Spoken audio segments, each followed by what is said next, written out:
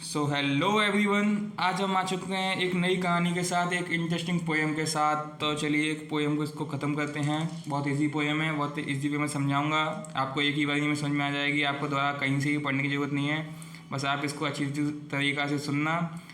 NCERT की पूरी reference से समझाऊँगा मैं आपको, और आपको कंप्लीट हो जाएगा यहीं पर ये वाली पोएम, आपको कोई दिक्कत नहीं आएगी।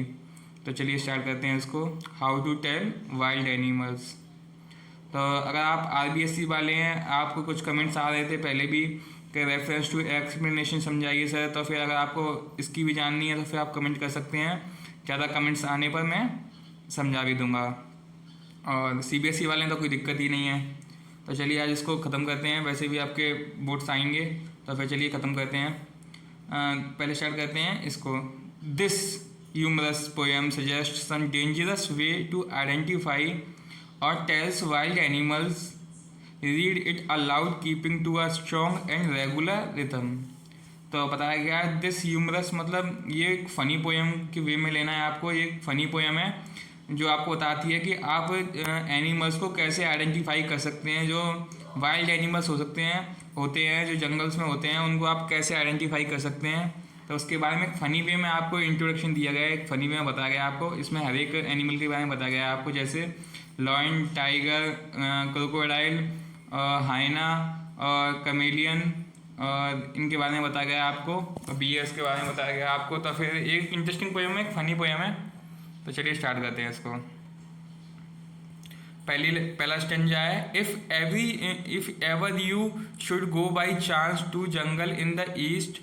तो पहली दो लाइन का मतलब ये है कि अगर आप कभी भी बाई चांस जाते हो जंगल में, इधर ईस्ट का मतलब है जो मेनली जंगल्स है ना, वो सारे ईस्ट की साइड में ही हैं। तो फिर जो मेन बड़े बड़े जंगल हैं, तो उसमें बताया गया है कि अगर कभी आप ईस्ट की साइड वाले जो जंगलों में आप जाते हो, तो फिर then and if there should to you advance a large and twenty beast. तो ऐसा बताया गया कि जो ट्वेनी बीस्ट का मतलब है कि ट्वेनी का मतलब है कि जो एक ब्राउन बॉडी हो, और जिस पर ब्राउन बॉडी पे एक बड़े बड़े बहुत सारे बाल हों, एक बीस्ट हो, एक खतरनाक जानवर मिले आपको। इफ़ ही रोज, अगर वो दहाड़े, रोज का मतलब होता है दहाड़े, एट यू, आप पर, एंड यू आर डाइन, अगर आपको लगे कि आप बस मरने ही वाले हो, you will know it is the Asian line.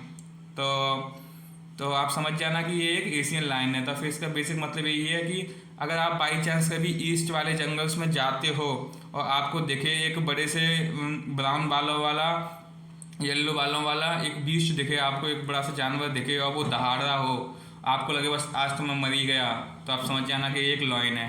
ये इसका इंट्रोडक्शन है लॉइन का। देन अपन नेक्स्ट पर मूव करते हैं।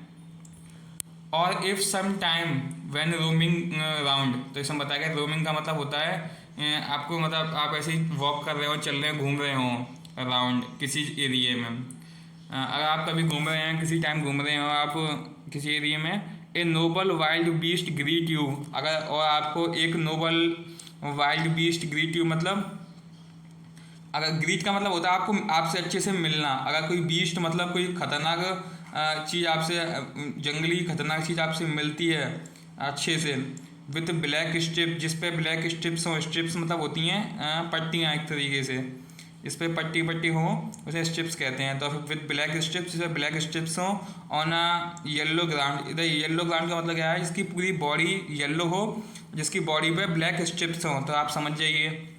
Just notice if he eats you, और आप नोटिस कीजिएगा ये आपको खा जाता है।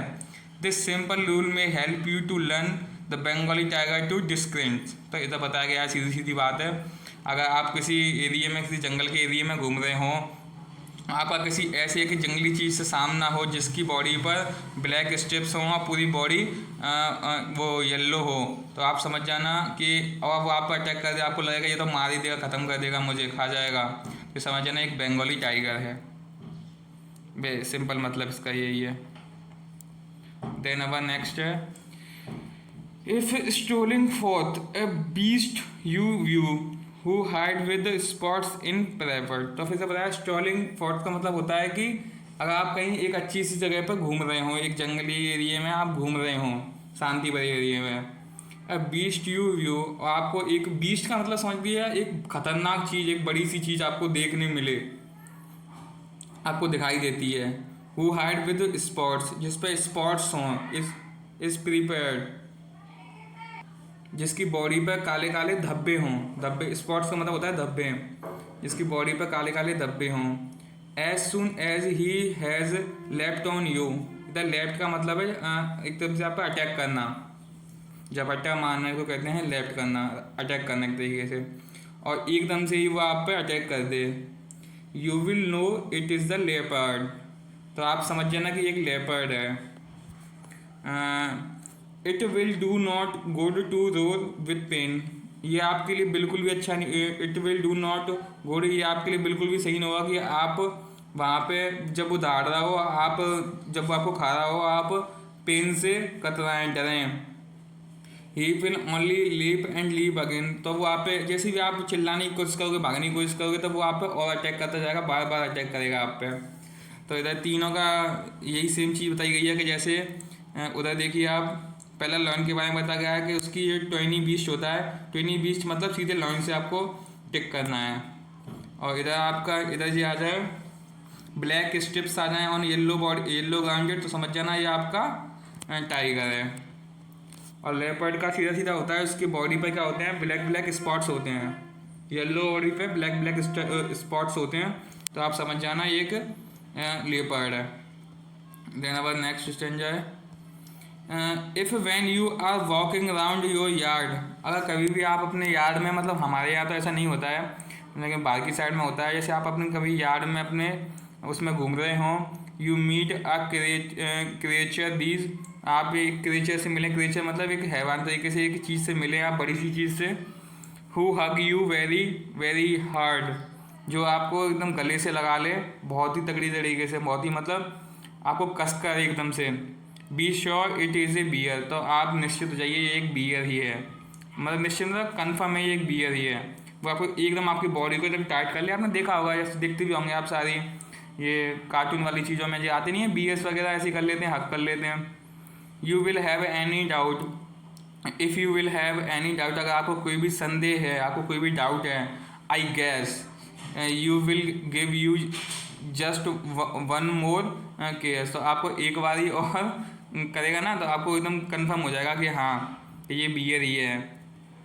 देन अब अगर नेक्स्ट है, thought to discuss beast of prey a novice might nonplus, thought to discuss beast of prey मतलब का मतलब है इधर कि थॉट ऑफ डिस्टिंग, मतलब अगर आपको आप डिस्टिंग करना जानते हो, जैसे कि इधर बताया गया है ए नॉविक माइट नॉन प्लस, ए नॉविक माइट नॉन प्लस का मतलब है कि जो एक नया आदमी है वो इसमें डिस्टिंग्स कर ही नहीं पाएगा बीस्ट ऑफ प्रे में। ये एक हैवान इतनी बड़ी सी चीज़ क्या ही है, ये नॉविक माइट नॉन प्लस मतलब इसका, इस लाइन का सीधा मतलब है, ये इंपॉर्टेंट लाइन है, इस पर से बता दूँगा आपको इस पर कि नॉविक माइट नॉन प्लस का मतलब है एक नया आदमी तो इसमें डिस्टिंग कर ही नहीं पाएगा, फ़र्क जान ही नहीं पाएगा, नॉन प्लस होगा वो, इधर ये बताया गया है। और जो एक होगा आप डिस्टिंग करने की सोचोगे तो आप एक जो अच्छा खासा आदमी होगा वही डिस्टिंग्स कर पाएगा इन चीज़ों के बारे में। The crocodile you always may tell from the hyena thus, तो इधर बताया गया कि एक जो क्रोकोडाइल है एक हाइना में क्या फ़र्क होता है, वो एक नॉर्मल आदमी तो मतलब पता नहीं लगा पाएगा। हाइना कम विथ मैरिक स्माइल, जो हाइनाज होती हैं हालांकि इनमें बहुत फ़र्क होता है दिखने में भी, जो हाइना होती है वो तो एकदम डॉग की तरह होती है, और क्रोकोडाइल तो आपने सबने देखा ही होगा।